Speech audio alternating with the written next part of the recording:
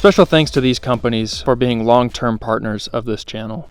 Hey everyone, welcome back to the channel. So if you're new here, my name is Zach. Here we talk about overlanding, gear, builds, DIY, all sorts of stuff related to modifying your vehicle. For getting out there and adventuring in the outdoors, and I have been pretty excited about these couple of videos. You maybe saw a video a couple weeks ago where I talked about my old electrical system setup and the fact that I had won the TRD Loon 4R's giveaway on Instagram. And so I was changing up my setup a little bit. And so this is kind of the first step in changing up my whole engine-based setup. So it's kind of part of a series, but it's not going to be an official series or anything. But I've got probably 3 videos, maybe 4, kind of completely overhauling my engine-based system setup. So this is the first video. We're going to be installing the Rago Fabrication surge plate. So this is a super new product to market. I don't think Rago Fabrication has even made an install video yet for it, but I'm super stoked, and we've got it basically all installed here, and it's going to be really awesome. So I'm super excited. So let's jump right in. I'm going to unbox the stuff, and then we're going to kind of talk about how I customized it a little bit so that I could really take full advantage of the plate. So if you like what I'm doing with the channel, or you just want to support me, please consider subscribing and like this video if it brings you any sort of value, or you just enjoy the content, because that really helps me out and helps the algorithm know that people enjoy my content. So thanks for watching. Let's jump right into the unboxing. So before actually installing all of our components onto this plate, I just want to kind of unbox what comes from Rago Fabrication, and then we're going to start putting the actual accessories on here. So I actually don't have the exact accessories that go in this kit, and so we may have to do a little bit of custom drilling, but the guys over at Rago Fabrication said, you know, that's no problem. This is aluminum.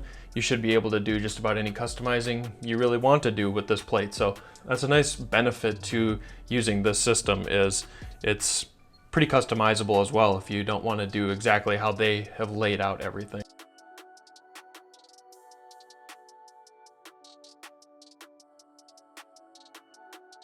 So this system is specifically designed to mount your switch pros under this plate right in front of your air intake on the left side of the 4Runner. And so what we're gonna do is we're gonna mount up these plates, and then I'm going to grab my accessories and we're gonna start throwing them onto this plate. All right, so we've got the 2 different panels mounted up. Note that this foot is oriented in this way. So when you have your plate in like this, your foot is going to be pointing this direction, and this is all ready to go. We're gonna have a bus bar right here, fuse box right here, and then the switch pros mounts under and out of the way. Remember, the switch pros has just some wiring harnesses clipping into it, so you really don't need to have access to it. Having this bus bar here is really what we need access to. So, and the thing that I plan on doing is mounting my grounding bus bar right over here so that you have access to actually grounding your accessories, because you can plug them in here for their power, but then you're also going to need a ground. So I'm going to put that over here.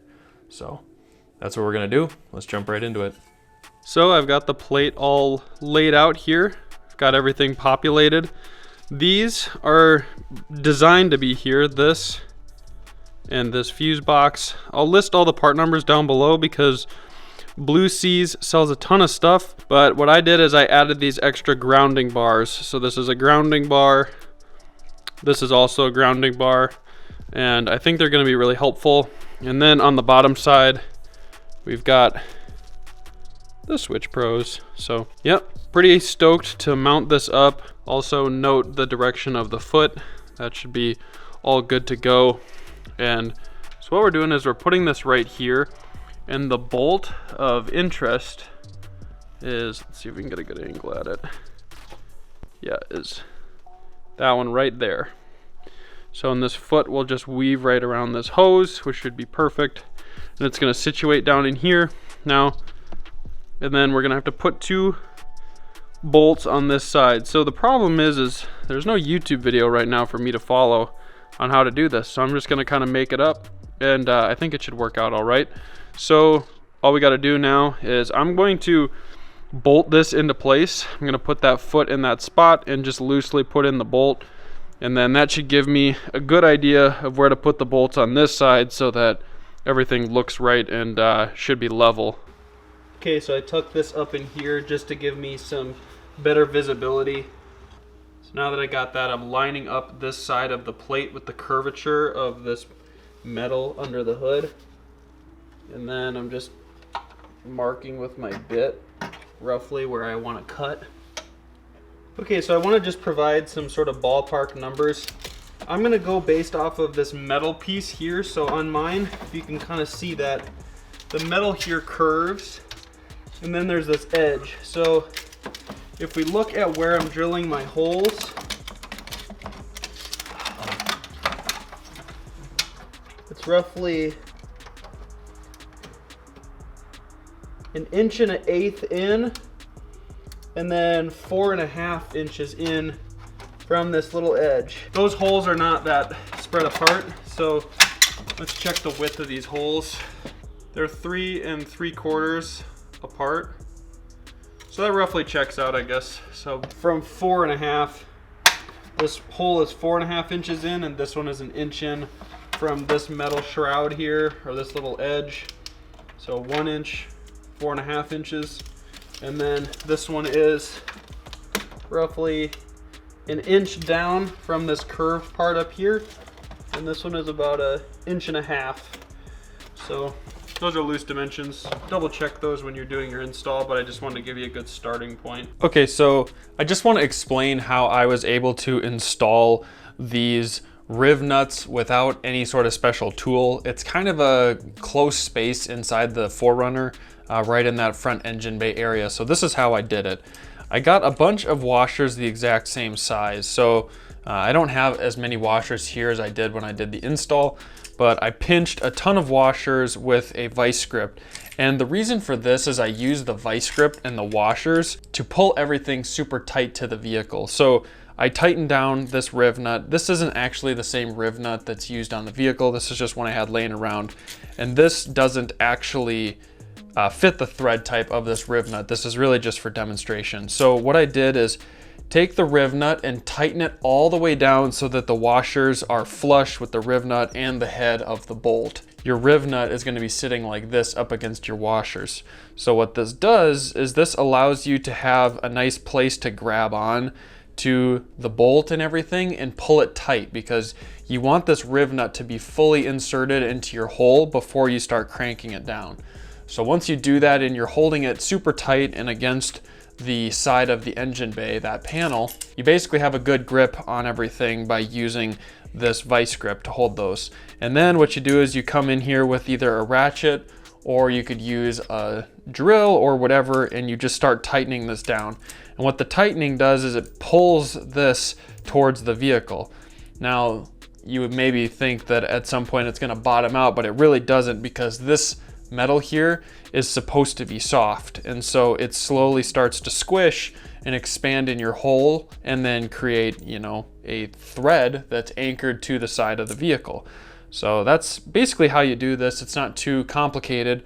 You just want to have a strong bolt and washers, and that have the correct thread type, not the wrong one like this example, that fit in those Rivnuts that come with the kit. And yeah, other than that, it's pretty easy to just install these with a vice grip or even a pliers, and then a socket wrench, or in my case, I used a drill just so that I could do it faster. So that's how you do that. I just wanted to quick show and explain that so you didn't have to buy a tool.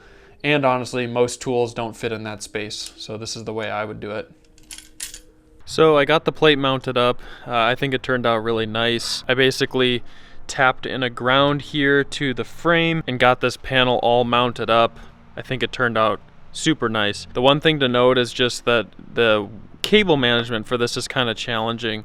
So routing the battery cables was pretty easy. This is a grounding bar, this is a grounding bar. Ground here then feeds this grounding bar and feeds this grounding bar. So that was pretty easy.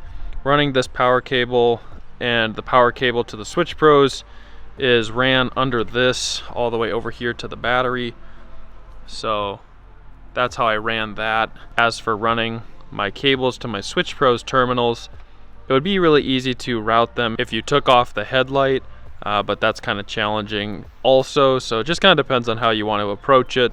But if I were to do this over again, I would have taken off the headlight, exposed the whole space under here, and then it would be easy to set this all up. So I did drill a couple custom holes to mount up these grounding bars, but these come with holes already cut for them. So yeah, this mounted up really clean, and I'm super stoked with how it turned out. So the only thing that you have to do really to mount the plate itself is to put in these 2 holes.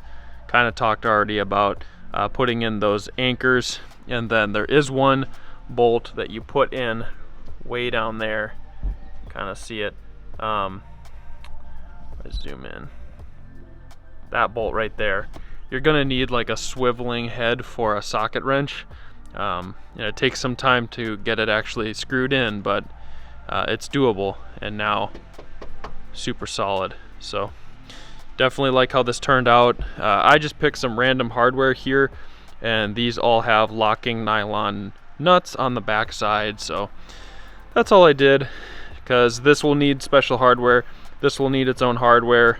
I think this will actually need the hardware too, and so will this. So I went to the hardware store and I just picked out, I think I took these 3 things with me, and I just picked out some screws to use, and yeah, worked out quite nice.